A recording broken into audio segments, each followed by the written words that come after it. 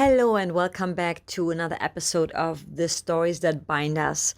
I am so excited about my guest. He's a very good friend of mine. We've gone on several hiking trips, we've collaborated on some music together. You probably heard his music in many TV shows without even knowing it, or in movies. He is a very successful composer, started from nothing and really made a career with production music. He has so many placements like Mr. and Mrs. Smith. I mean, I can't even begin. Like, there's so many of them. And but Matt also is a big nature lover and outdoor person who really has found the balance between work and then also taking the time to go outside and relax, unwind, and just like totally recharge. Matt is originally from Switzerland. He was in Los Angeles for quite a bit and really made it. He made it. He is like living proof that this is absolutely doable and possible with hard work and dedication and focus.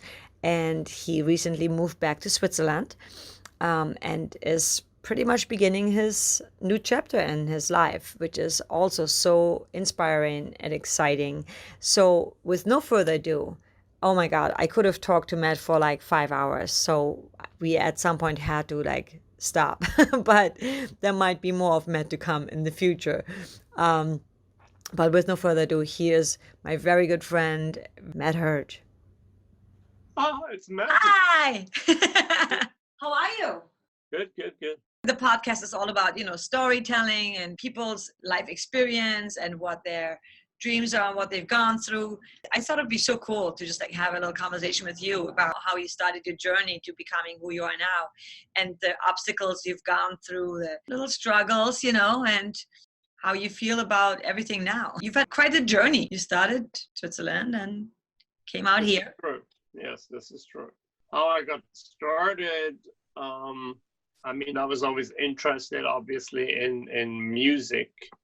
And at some point, I decided to go to LA and go to music school as opposed to doing something else here, just because it was one of the things I was interested in. And so I went over there, Well, yeah, I'm always still saying over here when I'm talking about LA, even though I'm not there anymore. Right. But yeah, LA, and I went to this music school, the Grove School of Music, and so I went there and I studied recording engineering. Interestingly enough, not other musical things, because I think I just had a hunch that the prices of home recording equipment was coming down, and pretty soon everybody would be able to record themselves, and so it would be useful to actually know something about that. And so that's what I did. And then while I was there, I had a lot of the basic knowledge of music theory and harmony and stuff like that already, and so I took some advanced classes, and those were kind of fun. And I learned some like different keyboard styles and stuff, and so that later on came in handy when I started writing music in different styles, because I could like, I remember, oh yeah, how did that gospel piano stuff go, so I could kind of like fall back on that stuff that I just took because I needed an elective, and there it was. So it's kind Yeah. of weird, like, ended up being really useful. And then I first wanted to really go to studio and be like an assistant or something like that. And then I just kind of got more interested, or I was always kind of doing my own thing, but then I became friends with Mini, who Yeah. and he would always like ask me these questions, about like, so what do you really want to do? You want to be an assistant engineer the rest of your life? And I'm like, I guess not, you know. And so then I bought some equipment from the school, because they would like turn over the equipment like every 2 years. They would get new equipment. So I bought some equipment. We set it up at like at Minnie's house. They had like an extra room that was kind of detached from the house. So we set it up there. And so for a while we were running a recording studio together, where we would like record all these, wannabe artists, and it was just pretty funny. because for a lot of them were like terrible. But at the same time, I was writing stuff, she was writing stuff, and then we were doing stuff together sometimes. And at some point, I started going to these meetings of the Los Angeles Songwriters Showcase, which is, the thing of the brainchild of Glenn Chandler and John Brahini, whom, you met, and is a great mentor to a lot of songwriters in LA. And so we would go to these meetings, and me and Cisco would go together because at the time I think we were roommates. And so we would go to these meetings, and we'd have our songs there, and we played them for people. And one time we wrote this song. I think that's around the same time I joined Taxi, so that all kind of started coming together. And so we would get, similar to a Taxi listing, we would get, for these meetings, you would get like a little newspaper, and it would say who the guest was and what kind of music they were interested in. And one time they were interested in like mariachi music, for a movie. And I was like, my roommate is Mexican and I can play the trumpet. So, I mean, we can probably do that, So we wrote a mariachi song, and then the guy really loved it and thought it was amazing, and nothing ever happened with it. But it gave us the idea to start writing these musical styles that were a little bit out there, because we were like writing what everybody was writing, like singer-songwriter, R&B, pop songs. And I mean, you could get traction with those things. We got a traction with like an Alanis Morissette type song one time. We got it signed to a publisher and everything. And so we got like a traction with it, but for the most part, those songs, there were just too many, like everybody was doing that. And so with stuff that was a little outside of what the mainstream, I just could always get way more attention. I was able to, get people interested in those things. And so that's kind of how my journey started. I went to sort of to the outskirts of, of the whole musical, sort of style scenario, and then I sort of gradually worked my way back towards the center. And now I do a lot of stuff that's really mainstream, although most of it is still foreign language. If I do pop songs, usually they're English. They're usually in some other language, so yeah, I think for me the big thing was really to just not do the obvious thing that everybody else was doing. I think that was kind of my secret to success, and it was not really by design. It was just I went where I almost kind of went with the path of least resistance, because I always like doing everything. For me, it wasn't like this is what I want to do. I just wanted to do music. So I've always found it really interesting to go to different places and try different types of music. And so for me, that really worked, Right. I think it's so great, because a lot of times, especially in the music world, when you're writing for Sync and for libraries, they want to put you in a little box. You are the rock person, you're the hip hop person, but you seem to just like do it all. And I think because the relationship you've built, people know that you can pull it off. You know what I mean? That you're not just like half-assing it. So that's, I think, also great. You're just very focused. In the beginning, I was doing specific things, and I was kind of getting pigeonholed for those things, and I think I still am to a small degree, that the fact that they all want me to do foreign language stuff versus English language stuff, I'm not even writing the lyrics or singing. So it's what I'm doing is exactly the same, But yeah, I mean, I definitely do a lot of different styles now, and that was a slow development. I started in some place, and I got a foot in the door, and then I just kind of, I was always looking, for what else was out there. And also, I mean, I was always giving it 110% when I got a gig to make sure that whatever I was doing was really, really good. And so that helped, because I think that gave people just a sort of a positive feeling about my work ethic. And once they started seeing that I could go into different styles, they were really, you know, pretty much confident that if they gave me something, even if it was something that I wasn't very familiar with, I would do the research and, do whatever it took to get it to that high level of quality. And so that's, I think, a very important thing that I always did, that I always, like, I never just, did it out. This is close enough Right. this is close enough to salsa. I don't really, I wanted to know, like, exactly how this works. And, Yeah. So. That's impressive, and I think it's so important because you can burn bridges quickly if you say you can do it all and then you deliver like Yeah. you You never say you can do it all. Definitely not in the beginning. And you should just let your music do your talking. Like, if you say, Mhm. "Oh, I can do any style. Just tell me what you want. I can do it." Yeah. That's not really ever effective. If you're just some dude and that says, "Yeah, I can do this style of music," really what you want to do is send them examples that are undeniable, where they listen to the examples and they go like, "Well, yeah, he can do Yeah. it." Yeah. Totally. So Why did you pick LA? Like, because you grew up in Switzerland, right? And you could have yeah. picked like Berlin or Sweden or any European country. What was the attraction you think like to go to LA?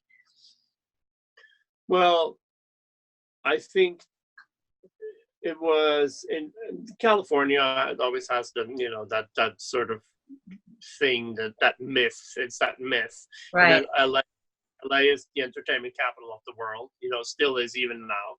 And I wanted to go. I didn't want to just go. I went for a purpose, and the purpose was to school. Right. And that school to me just looked really attractive, and more attractive than other schools that existed at the time in other places. Right. There was Berkeley, obviously, in Boston, but that was a longer a curriculum. So, but of all the ones that I saw, I'm pretty much where I found out about it. I saw ads in, like, the American Keyboard magazine.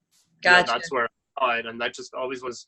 I always thought, yeah, this is a cool school. And, like, everybody, it seemed like they knew what they were doing something interesting, and so that determined, the location to some degree. So it Mhm. was the combination of that and the fact that, obviously, you can go to California. I mean, it's Yeah.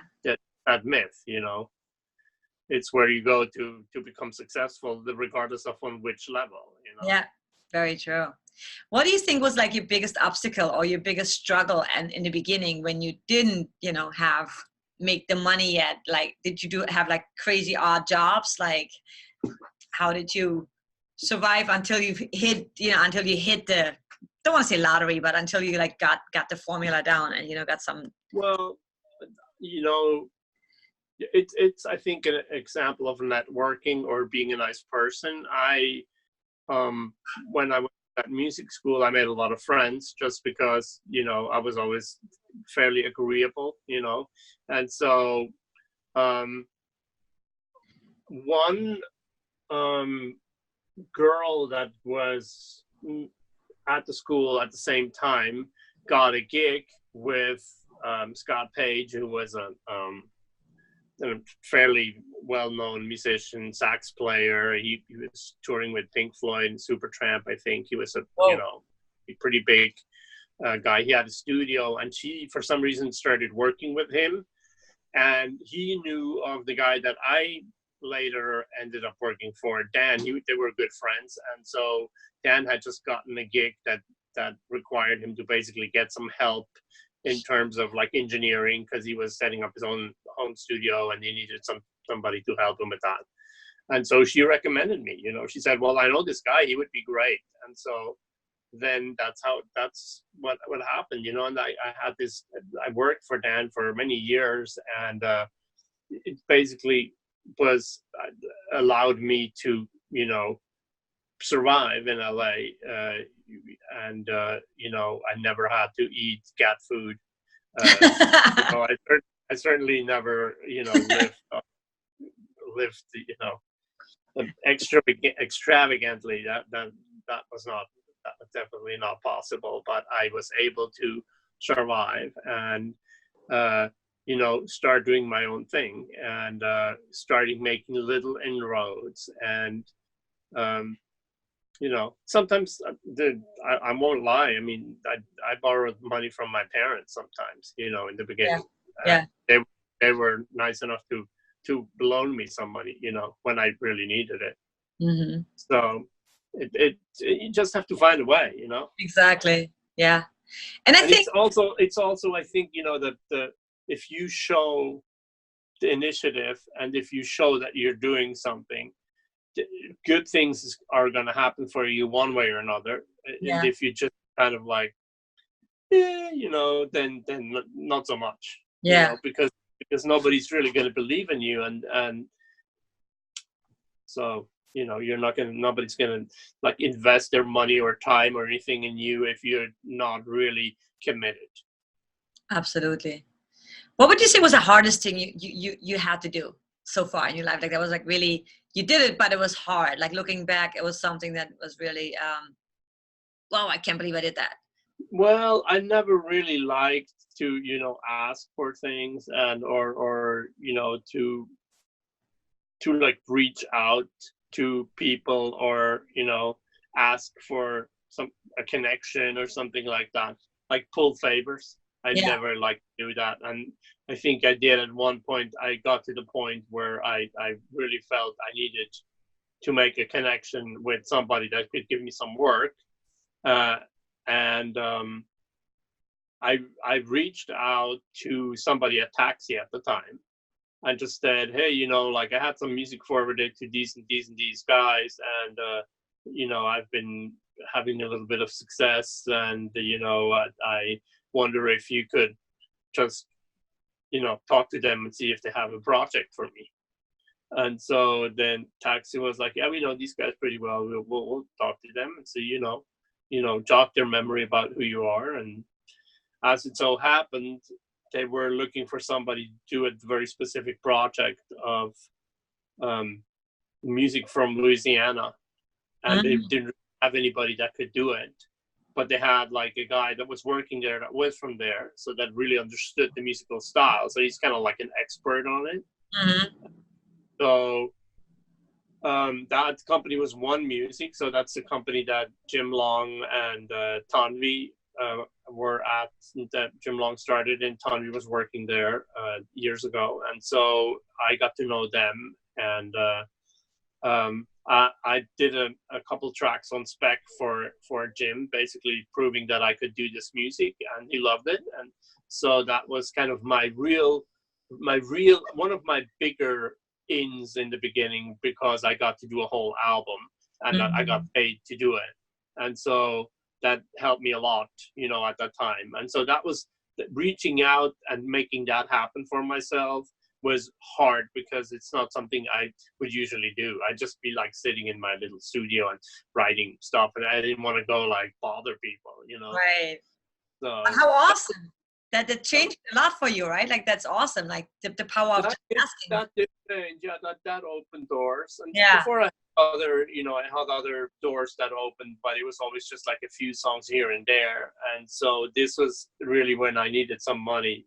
Yeah. You know, and then you know, another company that I worked with from very early on was at the time called Mediatone Music, and that those guys are now Atomica in Dallas. Yeah. And so that company, they ran Taxi listings, and at the time they were doing this library, and they would just pay like, I can't remember how much it was, like $400 or something for a track, and it went into a buyout library. Right. And so they had a track from me that I got from Taxi, and they called me and said, we like this track, and and I sent it to them, and we signed a little deal, and they sent me some money, and I was really excited because I needed a new computer, at the time, and so they were like, so what else do you have? And I'm like, well, I got this other track and this track, and I sent it to them, and they were like, oh, these are really cool. We want those too, and so it was interesting because this showed me something else that's really useful, and that's like always write. Like if you want to be a composer or a songwriter, you should always write, even if you don't have anybody asking for your music, because at one point somebody may ask for your music, and if you have a whole bunch of it, then you're going to make a much better impression than if you have one song and you go like, well, I can write more, but they want to see that you already wrote more. And in this case, it paid off financially, because they would pay me for, I probably signed initially maybe 10 tracks to them. That was 4K. That was like a lot of money for me at the time. Right. So in a period of like 2 months or something, So I was so again, like you have to write. If you build the catalog of quality music, even just for yourself, if there's nobody else that wants it yet, at some point that's going to come in handy. Absolutely. That's such a great advice, and also patience, just like not being so, it's so easy for us artists, like especially what we do, like the sync world. You see like all these listings, and we talked about like the very popular ones that pay a lot of money and everybody jumps on it, right? And I mean, I sometimes like it because I feel like usually a good song comes out, even if it doesn't get placed, but right. Being consistent and doing what you were just saying, I think that's the surest way to build your catalog and to really also get better. Get better at writing and producing. You get better by doing. Better and faster. Yeah, both. especially. Yeah, absolutely. Also, I wanted to add something to that writing for a big listing. Like if you write for an opportunity that can pay, let's say 20 grand sync fee or something like that, something really big. Right. I'm not against doing that. I think it can be a really good idea. Yeah. If you go in knowing that the probability that you're going to get it is really low. But if it's a style of music that you can later do something with the song, if it doesn't get picked, then I would do it. If it was something really out there, like very, very specific, that I can never do anything with the song in the future, right, I probably, yeah, it's such a small chance, and then you sit here with a piece of music that really doesn't serve a purpose, and you would have been better off writing something that you could, shop to multiple places, and then the chances that something happens with it is much better. For sure. Do you ever write, because you write a lot for projects all the time, but you also just like spend some time sometimes where you just write something just for you, where it's like, oh, this is just for Matt? No, not really. I don't really write. I mean, I don't really write stuff just for myself. I almost always write for myself to some degree. Right. I want to be happy with the song when it's done. It's not just like, if I wasn't interested in the style of music, I wouldn't do it. But I wouldn't say I write stuff. I think the way my mind works now is I always, as soon as a musical idea comes to my brain, I think, well, where can I go with this? What is it? Is it a country song? Is it like an orchestral piece? Is it like tension? Is it just because my mind works that way now? I always look for an opportunity where I can go with this piece of music. So I don't just write, even if I write something for me, in the back of my mind, I always think, oh, this can, I can like get this license with this company, or just because, I mean, I'm a professional. I try to make money, but Makes sense. Totally makes sense. What would you say is the proudest moment, like the proudest placements you've gotten? I remember you telling me when you saw like a big yacht and you looked it up and your music was playing. Remember that?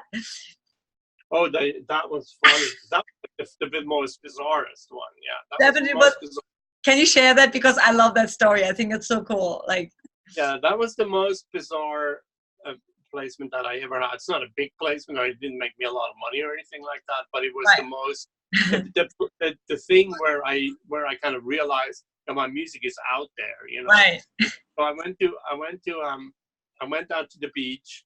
I think with my friend or my cousin that was visiting me, and we saw this giant, extremely odd-looking yacht, and it looked like some kind of U-boat or some like really really bizarre looking thing. This Right. big, strange white thing, and so I went back home and I googled on the computer "big ass yacht in Malibu," something like that, and it came up and it said, okay, it's this yacht and it's called the A, and it belongs to this rich Russian guy, and so you know how it is in Google, a bunch of results come up, and one result was about it just said like visiting the A or something like that. So I clicked on that, and it was the Wall Street Journal online had like somebody went on that yacht and did a little tour of it. And so I was like, oh, I want to see what it looks like inside. So I clicked on it, and so Played your music. That is so awesome. That is really bizarre. That's definitely, that is so cool though. It's like, oh shit, that's it's when it's like this really unexpected stuff, yeah. or when you're already watching something, like I was watching Saturday Night Live one time, and during a sketch, one of my songs came on, you know, and I was like, what? You know, this is so bizarre. That is so cool. So those are the random things, you know. I mean, the big things, obviously, the ones that like, you know, are what you put first on your credit list are, you know, the big movies. I mean, the first time I had something in a movie, even though it was not a big movie, it's just something about sitting in the theater and like seeing your name roll by in the credit list at the end. That is just really cool, you know, because So awesome. you feel like you've made it in Hollywood, you know.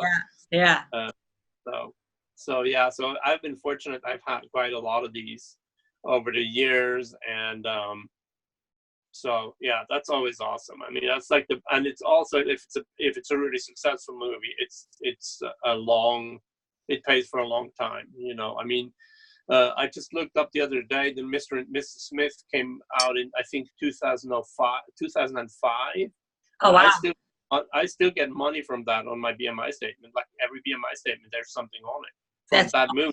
That's a long time ago. That's almost 15 years ago. yeah. Yeah. Wow, that is crazy. That is so So cool. That is really accomplished. That is impressive.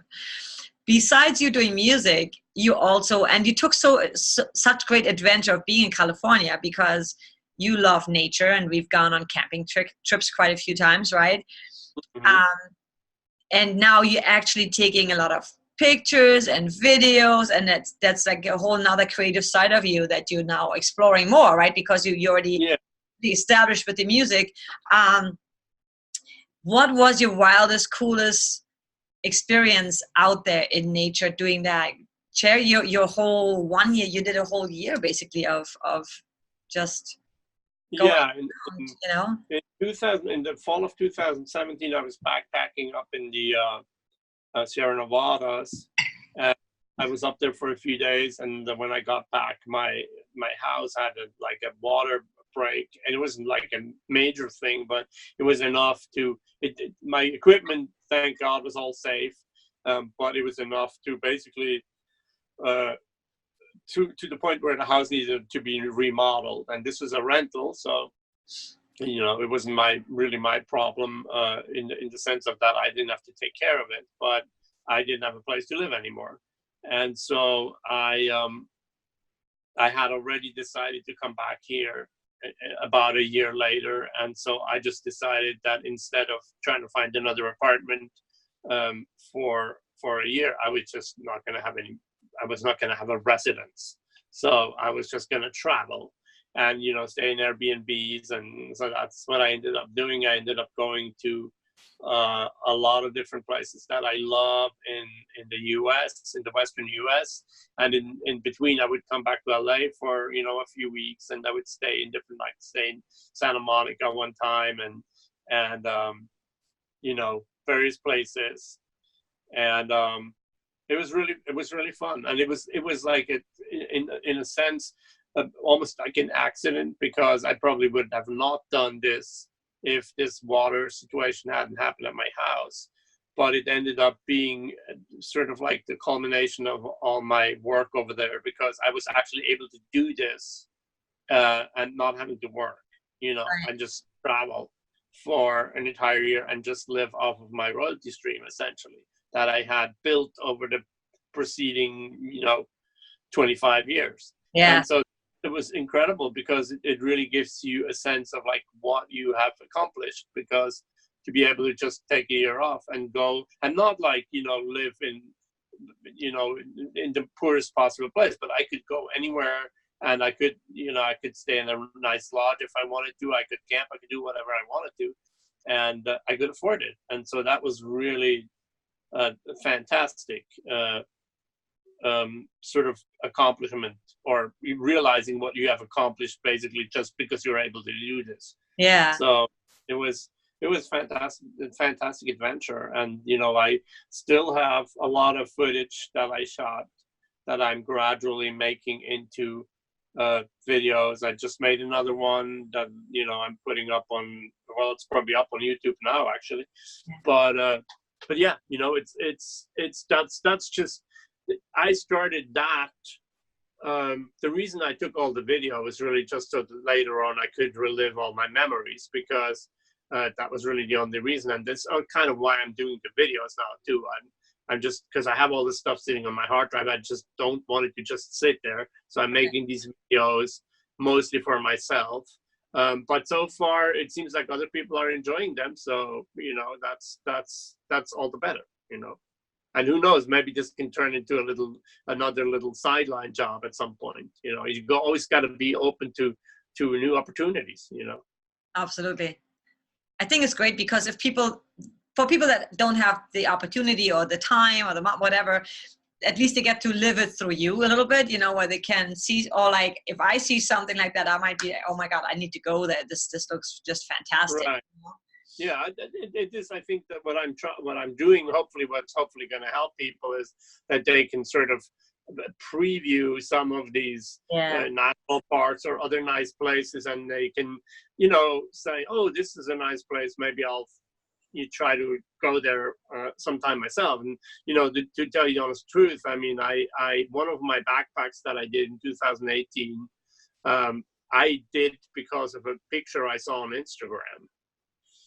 I saw on Instagram that just looked incredible, like of this beautiful, crazy mountain with a lake and everything. And I was like, wow, doesn't even look like it's in California. And so, you know, I just decided, I want to find out where that is and if I can backpack there. And it ended up being really not a hard backpack.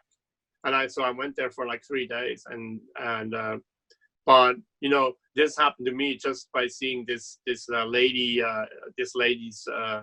picture that she took. She's a really great photographer who goes up in, I think her name is Nikki Freights or something. She goes up into backpacks a lot and takes great pictures. And so I was just inspired by that. And maybe somebody will see one of my videos and it'll inspire them to go see a place they wouldn't otherwise go to. And that would be pretty awesome. Don't you feel that's so important to get out in nature, you know, and to just like totally unplug and reconnect, you know, with yourself? Oh, for me, it's hugely important. I love that. Love to go get out there and just really get away from all of the, you know, the normal civilization stuff, and get out of town and really go to where it's really quiet and you can see the stars at night, and it recharges me, you know.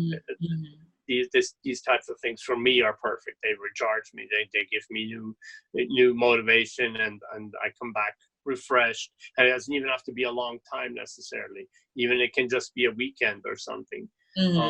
We used to go up to Bishop or someplace like that for a weekend. We did it one time. We went to just for a couple of days, and I used to do it with other people. Go to a little cabin for a weekend or something, and you just come back. You come back and you feel like you had a week vacation, because it's so refreshing and rejuvenating. And you did also the John Muir, like for a whole month. Yeah, I did the John Muir Trail in 2016, and yeah, Yeah. it took a month to do it because Yeah. again, I was able to take that time off. You know, Hmm. most people who I met on the trail, a lot of people did it or tried to do it in 2 weeks because that's all the vacation time they could get. Oh, yeah. So for me, it was like that's too fast. Not just because from an exertion standpoint, and you're more prone to injury if you really push yourself, but also there's just too much to see for me. I can't like go that fast. I have to stop everywhere because there's something interesting I see, you know. And Yeah. so I didn't do very long days, hiking days. I like do like 5-6 miles, sometimes a little more, sometimes a little less. But it was fantastic. That was probably the greatest um,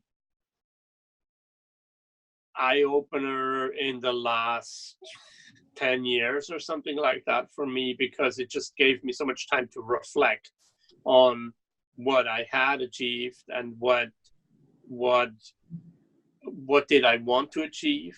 Were there other things I wanted to do? What in my life could be improved? Uh, and It kind of, it just gave me a whole new perspective because you're out for such a long time. And like half of the trip I was with other people, but the second time I was by myself. And I would always see other people, obviously, because it's, there's a lot of people hiking that trail, but I was by myself.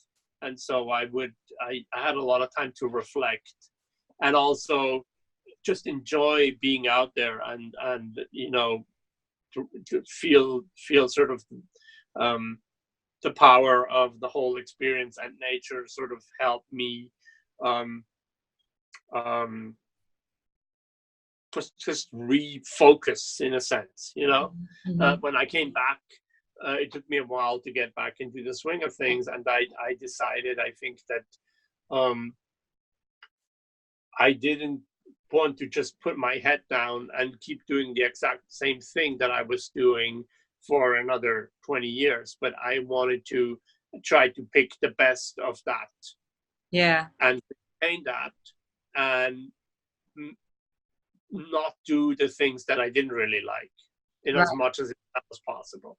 Hmm. Hmm. So it was a really, really, really interesting experience, because being out in the wilderness for that long really gives you just a new perspective of, you know, on life. Yeah. And I was not one like I'm not like that lady in that famous movie, like where Reese Witherspoon, from that movie. I didn't like, you know, have issues that I had to go try to solve in nature. I Right. just went to nature because I wanted to, and because I thought it was going to be a fantastic trip, and it ended up being a fantastic trip.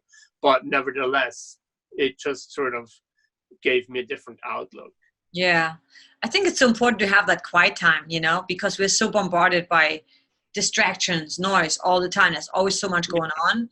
And it can really damage your mental health, because we live in this world of like comparison and always hustle, hustle, do, and it's like stop for a second and enjoy life. It's not all about the hustle. Especially in the entertainment industry, Yeah. you are not only in the middle of that, but you're also partaking in it, and you have to be connected to what's happening. And a lot of it is new technology, and Yeah. all social media and all this stuff that's being thrown at you, and you have to be in it. You can't be out of it, because otherwise you really can't do your job, and you can't predict the changes that are coming and adapt to them before you get blindsided by them. So you have to do that, but you have to definitely take a step back, and you definitely have to just say sometimes, um, I can just be here now and enjoy this. Right. And just, when I was in Italy, I was just in Italy visiting with my sister down there, and we were basically hanging out in this little beach resort um, for a week. And I didn't do much more than go to the beach, catch up on sleep, eat Italian food, drink a little wine. I didn't, I think I did I had to do one or two things. So I worked maybe 3 hours during this entire week. The rest was just like, just relax and take it all in. And for me, it's so much fun now being back in Europe because everything is new, but still a little bit familiar. Right. It's almost like, it's almost like reconnecting with all your old friends that you haven't seen in a long time. Yeah.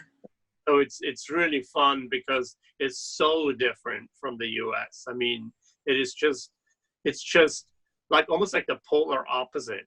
Like everything that the US has a lot of, um,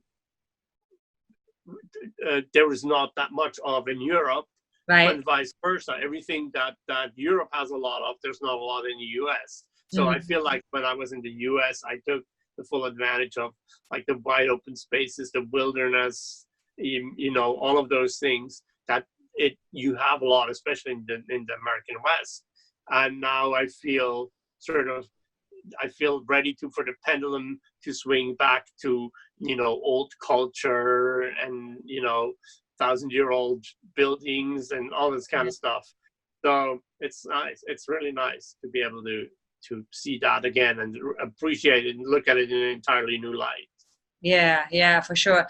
How would you say that the lifestyle differs, like as far as, yeah, the people, the attitude, maybe the work ethic, I think in Europe still there's way more taking the weekends off, like a lot of businesses, not in bigger towns, they don't do that anymore, but I feel like in Yeah, Europe you still kind of value the off time, shutting I off. would say more so. Yeah, I think it's definitely less of a 24/7 society than in LA, where in LA everything is pretty much 24/7. There's almost nothing you can do 24/7, and also there's like I mean, other than like Christmas Day, it's almost every day. Yeah, Christmas Day stuff closes. yeah, But now it's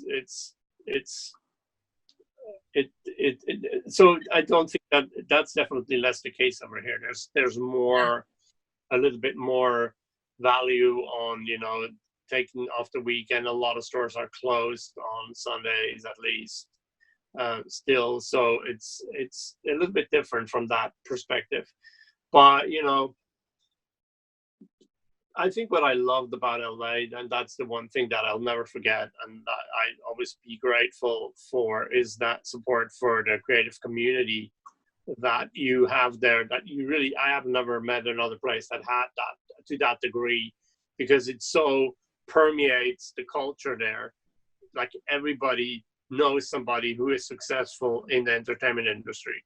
yeah, They may themselves have another job, but they have friends, and so there's this sort of support for that, where people just look at it as a regular job, whereas in most other places that's not a regular job, and you should get a regular job and not do that job.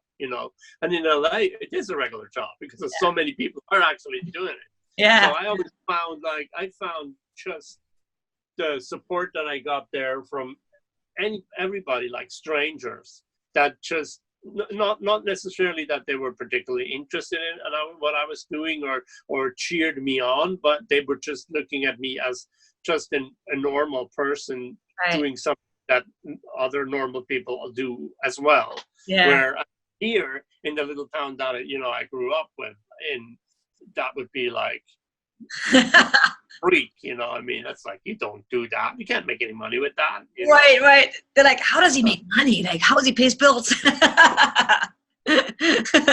Well, the funniest part is, like I live with my parents now, but by choice, obviously, because I want to Right. spend time. I haven't seen them so long. Yeah. But when I went to the city, to basically, you had to fill out some forms to become an official resident of this town again, like the little city. And so there's a guy like at the counter, like a nice guy with like younger guy with glasses, office guy, right?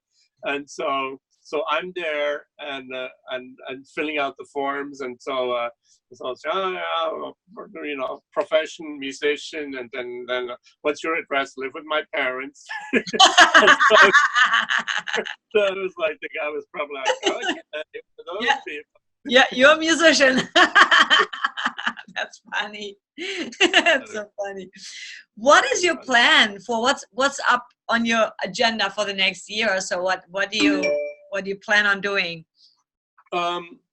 Josh, Exciting. for traveling, both in I think mostly in Europe, maybe for the next year, and in Switzerland. There's so many. I realize there's so many places in Switzerland that I've never seen, and Right. it's such a small country. It's actually kind of astonishing, So, so I came back and I've been to the Matterhorn twice now, and I never had seen the Matterhorn before in my entire life while I was living over here. I'd never seen the Matterhorn because I always thought like, oh, this is for the tourists. Right. And then when I went there, I was like, oh, this is really actually incredible. And so I want to see more of the little spots in Switzerland that I never saw before, because there's so much really beautiful stuff here. And then travel Europe. I want to definitely go more to Greece again, because that was my place that I spent the most time in when I was living over there. It was my favorite place to go vacation, and sometimes I'd be down there for like a month or longer. And so I want to go there definitely again, because it's kind of on my horizon to possibly buy a house down there and move down there for semi-retirement. I mean, I would obviously still work, but I would maybe get off the hamster wheel a little bit more. I already feel like I'm off it now. That's actually an interesting thing. I feel like just have less pressure living here than I had in LA, because LA is really expensive. Here it's expensive too, but where I live right now, it's not expensive. So Yeah. But yeah, so do that, and definitely want to explore other places. I don't want to go to Asia, because I've got my friends over there that I'm working right now on K-pop, so I got people in Korea, Japan, China, Taiwan. So it's like I definitely want to go visit Asia too at some point, maybe next year. I don't know yet. How that's all going to come together. It does depends on how much work I have to. Yeah. Because the work that I'm getting, there's obviously work that is commissioned work that I get an outside, job that I do, and there's usually a sort of not particularly rigid, but some kind of a deadline attached to it.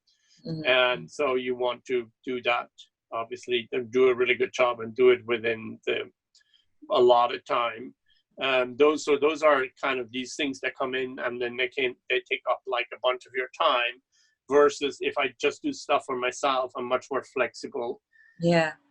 to decide when exactly do I want to do this, when do I want to do that. And so if depending on how that work mix shakes out over the next year, even couple of years, I'll do a little bit more of one or a little bit more of the other. So, but definitely want to take advantage of traveling in this area and towards the east from here, because the one thing that I did really well in LA and in the US is I think I saw so much of the country that I really feel I can go see some other places now. Yeah, the world is so big. That's how I feel. I feel like there's so much world to see, and you should really get out and experience that, because it's so much more. Don't you agree? Like for me, experiences are more valuable than things. Like getting all this fancy furniture and clothes and whatever. I'd rather travel. And yeah, oh, absolutely. I mean, because those are like it's just much more life there to be lived. And I mean, what can you really do in your house? I mean, you really can't do that much more stuff in a big giant house with expensive crap in it than you can do in a little cheap house with no expensive crap on it. You just basically sit there and do whatever it is you do. Exactly. So I love that. I don't really feel like you need. I mean, I'm thinking the place that I buy in Greece, if it gets to that, would be a nice place with Yeah, ocean view, hopefully, you know, of that course. like Yeah. something like that, you know, but it's not about the size or anything. It's just about being in an environment that you find inspiring, and you know, being in a place like that. But you know, one of the big differences between, you know, let's say a Greek island and LA is, you know, you get the same kind of quality of life at a much lower price tag, and so there's more money left to travel and enjoy other things. And you know, well, the same quality of life. It's not. It's a similar quality of life. Obviously, in LA, you have things that you can't really Yeah. replace. As like LA Phil. I mean, I used to always go to the LA Phil concerts at Disney Hall. That's something I miss, and I will, because that's a unique experience you can only have there. Right.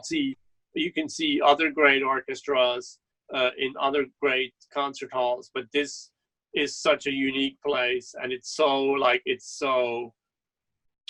love that experience, and I recommend it to everybody who lives in LA and maybe has never gone to go there, because it's such a wonderful inclusive experience in to be had in LA. You don't have to have a lot of money, you don't have to dress up like crazy. You can go on the cheap seats, and you can go in your jeans and t-shirt, and nobody's going to look at you strange. That's, you know, the spirit of that city, I think. The same with going to the Getty, you know, I mean, like I've seen so many families up at the Getty, like enjoying the $1 million views, sitting on the nice lawn, and with their kids that are maybe from the inner city that could never see this. And it doesn't cost them anything. If they come by bus, it's completely free. If they go by car, they pay like the parking fee, you know. Right. Right. That's one of the things that I love about LA in particular, and the culture there Culture. is Yeah. it's a different culture. It's not as ancient as over here, but it's inclusive. People are encouraged to partake in it, and it's so, like when you go to a museum here, you pay kind of a high entrance fee. You know, Yeah. Yeah. in LA, the Getty is free. The Broad is The broad is free. free. Yeah. I Yeah. mean, you know, it's there's so much to do there that you are encouraged to enjoy this culture regardless of your budget, which Yeah. I think, you know, I think so many of us don't even take advantage of that. I've been meaning to go to the Broad and I haven't gone yet either. And it just people reminds need me. to take, yeah, Yeah. people need to take advantage of it. It's Yeah. fantastic. Yeah.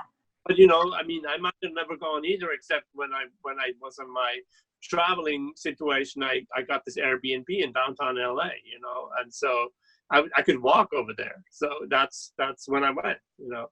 Yeah.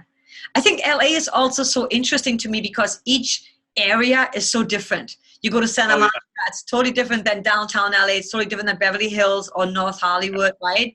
Or yeah, Los Feliz. It's like, it's cool. yeah, it is. It is.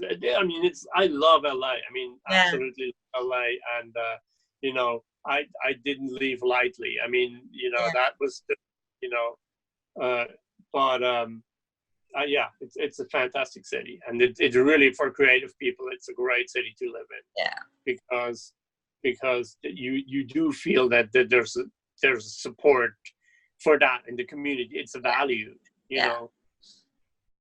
So I know we could talk about hours about LA, but also Europe. I think the good thing about Europe is that everything is so close, which is nice. You know, you can hop over to France, you can hop over to Bulgaria, you know, Prague. yeah, It's nice. It's a different, like you said, this it's a is different. definitely yeah, this is definitely something I want to take a lot more Yeah. advantage of. Already, you know, I've been to Hamburg and Frankfurt and then Italy, and so I definitely want to take advantage of that. I want to go to Mhm. Prague, Vienna, you know. There's a lot up to Scandinavia, France, Spain, you know, and obviously Greece. I mean, there's a lot here. There's just so much culture, different cultures in a small space. Yeah. And even if they all have the euro now, they're still completely different. And you know, even in Switzerland, that was really funny when my buddy Red was visiting me. Uh, he's like one of my friends that actually has nothing to do with music. He's from I met him in the Sierra Club hikes, So he came to visit me for 2 weeks in May, and we kind of traveled around all Switzerland, and we went to most of the time we were in the German part, and then we went to the Italian part for a little bit, and we went to the French part for a little bit. And he's like, it's like you're going to a different country. It's like, Yeah. I can tell the difference. Not only they speak a different language. It's like everything is different. The ladies are dressed differently. The food is different. The architecture is different. He was really impressed that on such a small space, Right. there were so different things. And I think in a sense, Switzerland is almost like a microcosm of Europe. It's even much smaller and with more stuff crammed together, different stuff. And then you go in Europe and you see, yeah, that's kind of like how it is in all of Europe, Wow, So, that's so cool. I can't wait. I want to do that for sure. What would you say, your last few words about giving people advice on how to just like live a really happy and fulfilled life? Like, what do you think is your philosophy to just like, keep that balance between doing what you have to do sometimes, right? You suck it up and you have to do what you have to do, and then but you also spend time really nurturing your soul, you know? yeah, I think the balance is can be difficult to achieve, but I think for me it works best if I have intense periods of work and then periods of leisure. And it's harder for me when I'm in the middle of a big project to just say, I'm just going to take this day off, because then I feel like I'm not really, moving forward. But once this project is done, I'm like, oh yeah, I'm just going to take a week off now, and a week off doesn't mean I don't think about what I do, because my work is not really work. It's what I love to do. So I always think about it. Yeah. But I really take a step back and take in the other things that there are to see. Here I was fortunate, in July to go up to our cabin up in the mountains, and there I was kind of able to do both, to be working, right in this track, which is kind of like weird track that I'm writing K-pop up in the Alps, but I'm like doing this, and then I just take like a tea or something, and I go sit on the balcony, and the moment I step out there and look at the view, I'm already like in a different world. Yeah. And that was like, but that is hard to achieve that. I did that sometimes in the US. I would go up to the Sequoias, and I would stay at the lodge there.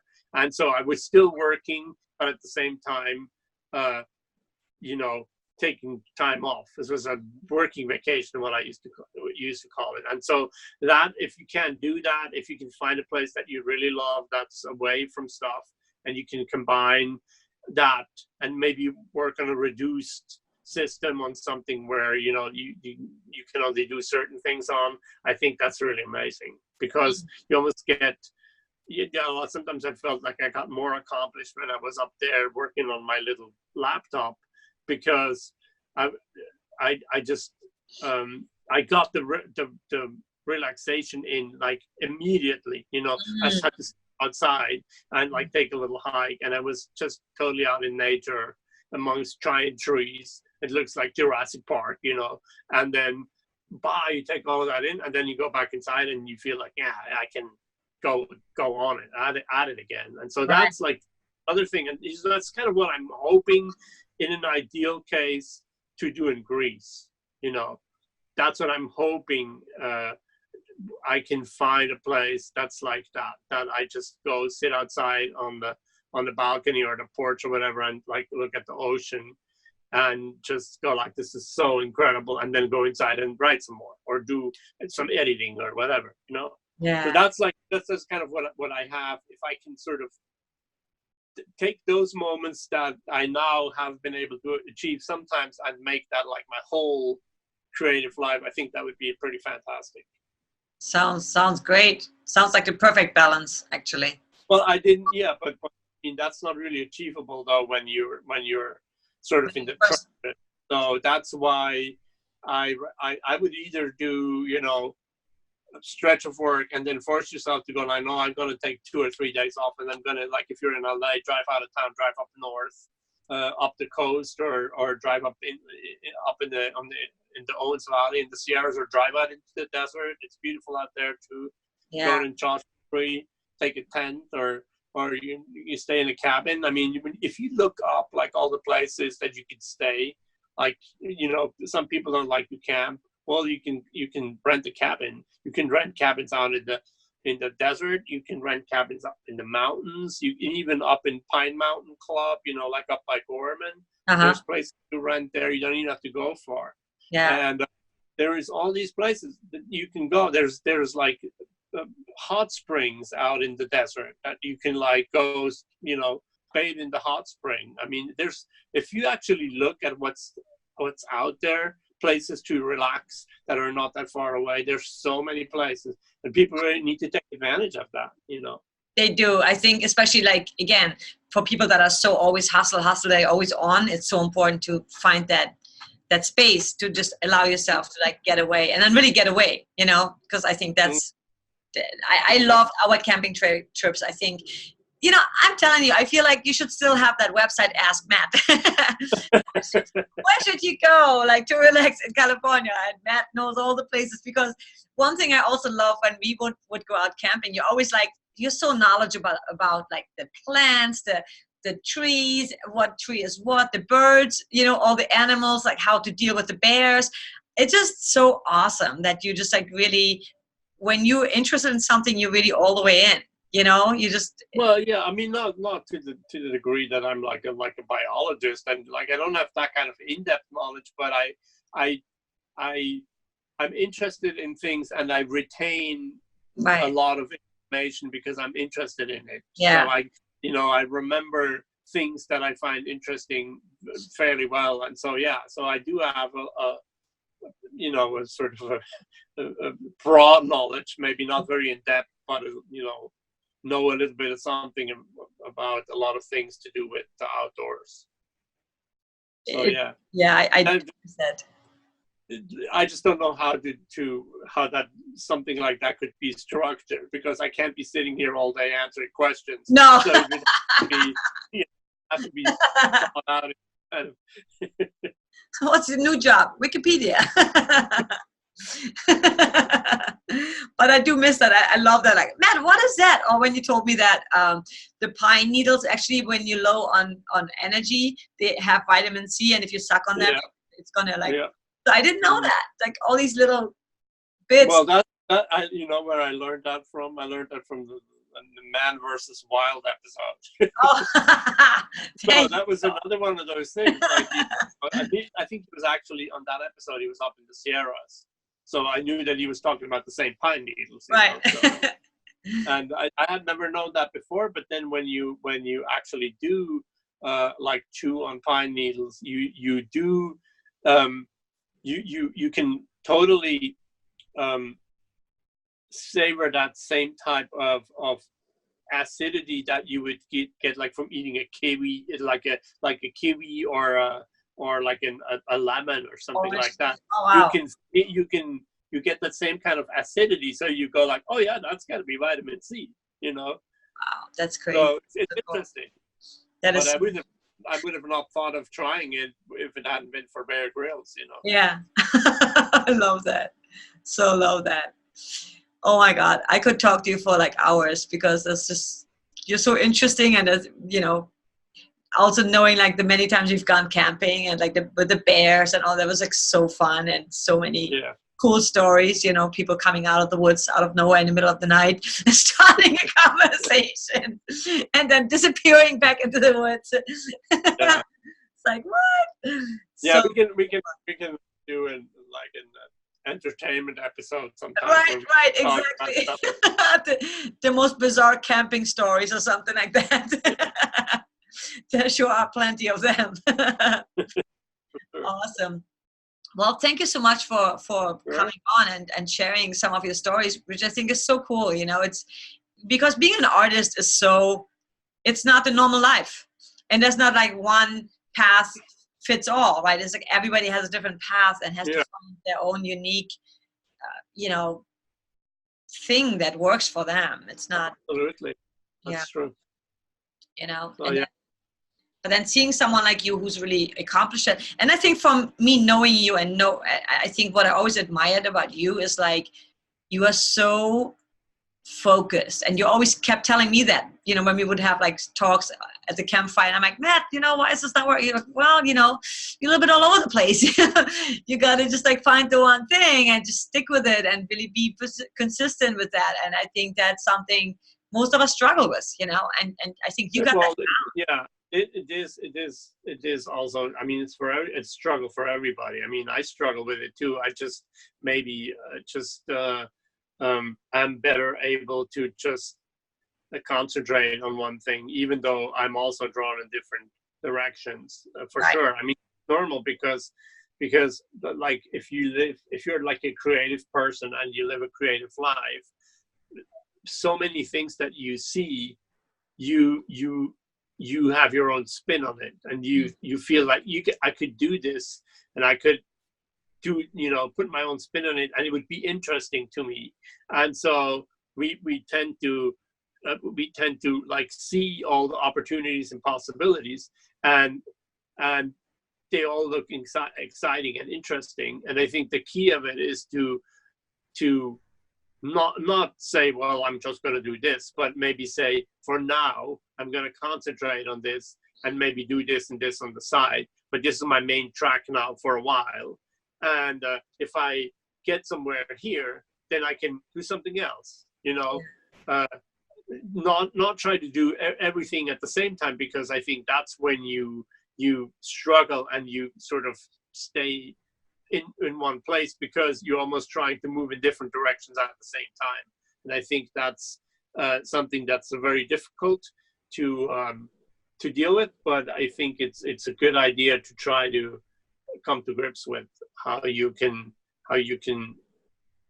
maintain a certain kind of focus on something, knowing full well that doesn't have to be the rest of your life.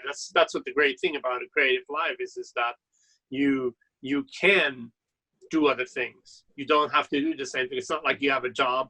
Well, you studied this, and this is your job you can do, and now you go into this occupation and you do it until you retire. You Yeah. don't have to have that. So we shouldn't feel too constrained because we are doing one thing for a while. We shouldn't be worried that this is all we're going to ever do. Mm-hmm. Mm-hmm. You Very can true. always branch out, but it's good to like try to keep a focus on something for a while so you can gain some traction. Yeah, yeah. I think it's that fear of missing out sometimes, when you feel like, oh my God, I Oh, want to absolutely. do that. I want to do that, and Yeah, yeah, it's not working. I've tried that many times and it's never really served me, yeah, for sure. yeah. That's definitely it's definitely a risk that you get distracted by too many things at the same time, because they all look so interesting, Yeah, and they are. yeah, It's true that they are interesting. It's just you can't do them all at the same time and yeah, do them all. yeah, for sure. I also loved, like last time we had a conversation, you were saying that when somehow we started talking about a struggle, and you said, at least we have a struggle though, like some people don't even have that. And I Yeah, think the way we are blessed, right? We are so blessed to have all these things that keep us going, that we want to accomplish or do, or try. yeah, exactly. It's a struggle, but it's a struggle for something of value, that's of value to us, that's important to us. And so we are passionate about that. That's our struggle, Yeah, is because passion for it. It's not like, it's much better than just being sitting there and live like a life of boredom. Maybe you don't have a struggle, but it's because you are just on this total track to nowhere. And it doesn't make a difference where you are on the path in your life, because you're going nowhere. Yeah. It's just the same. It's like, you know, you're on the road, you're driving, but everything on both sides looks exactly the same Yeah. for forever, you know. And we don't have that, and so that's a blessing. And you have to kind of you have to acknowledge that, and you have to appreciate that